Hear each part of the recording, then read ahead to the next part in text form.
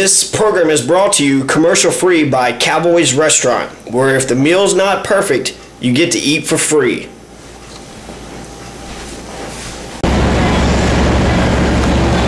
Cowboys Food Store, the only place I'd go for anything.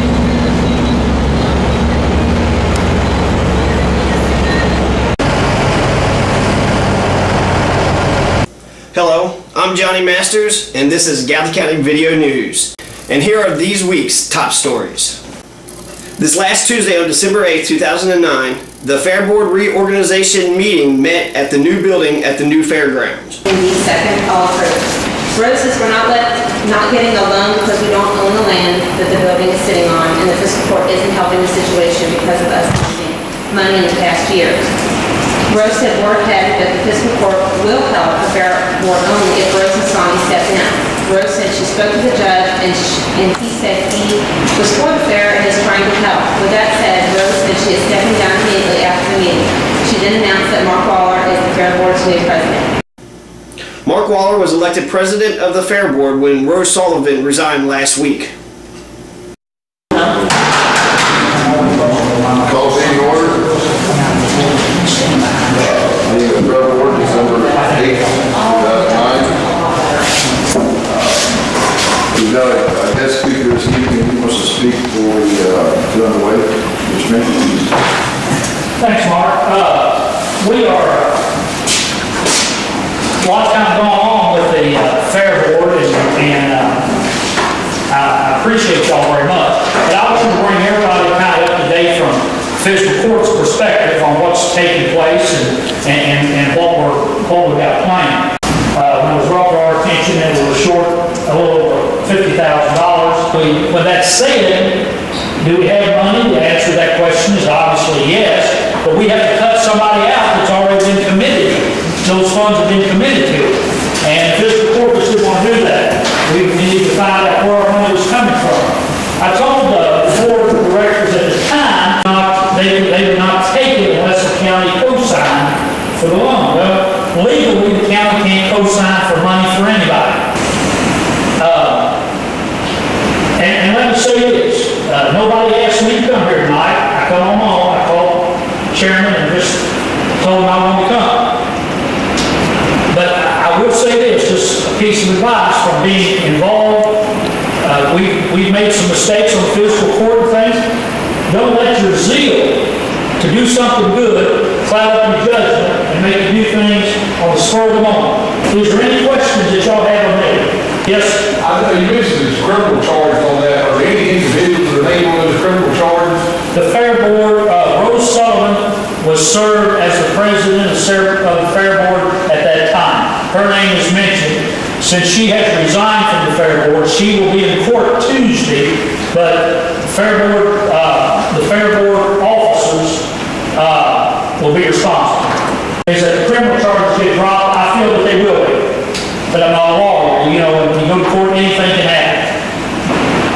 If the wind blows, as the wind normally does, from the southwest this way, we can move this track over on Johnson Road. And the smoke is still going to wind up at the same place. It's the Kentucky Speedway. People right across the street, no further in, here to the trailer up there from the Speedway, right across the street, brought the same charge after they had the first race. And the court kicked it out.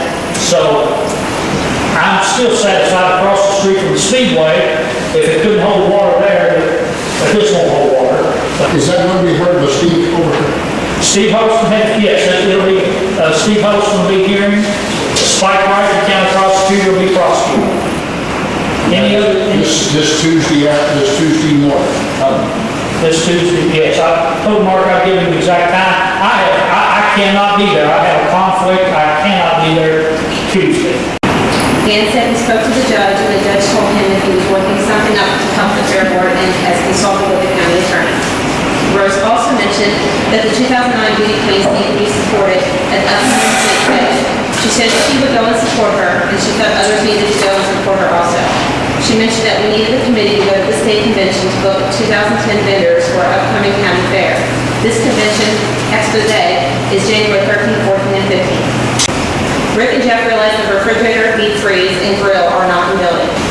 Hargis motioned that we start a new junior fair board.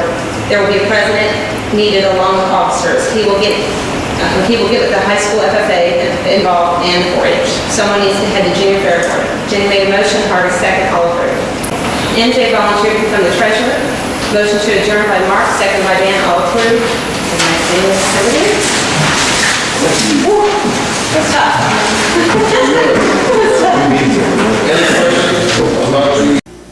MJ Haddix was elected the new treasurer. New checking account stuff for the bank.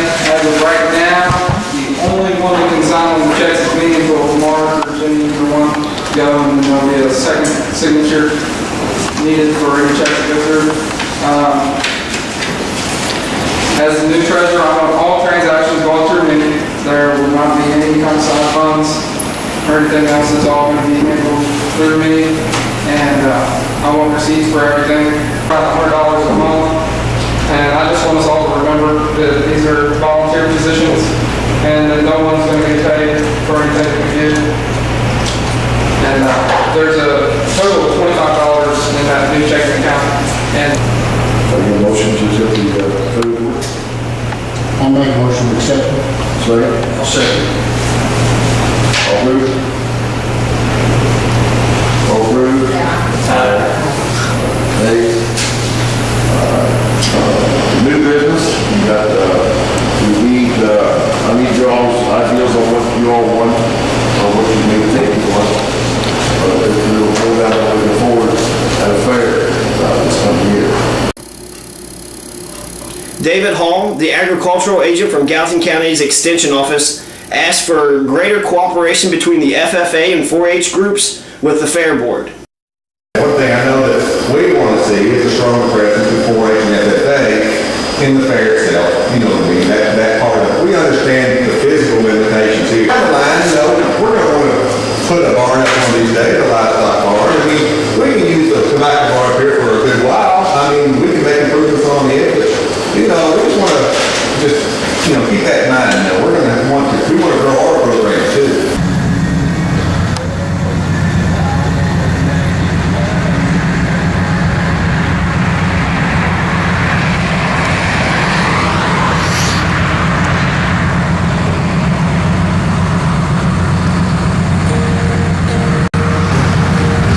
Warsaw Carryout.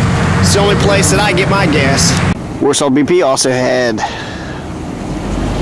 a scraper for $2.11.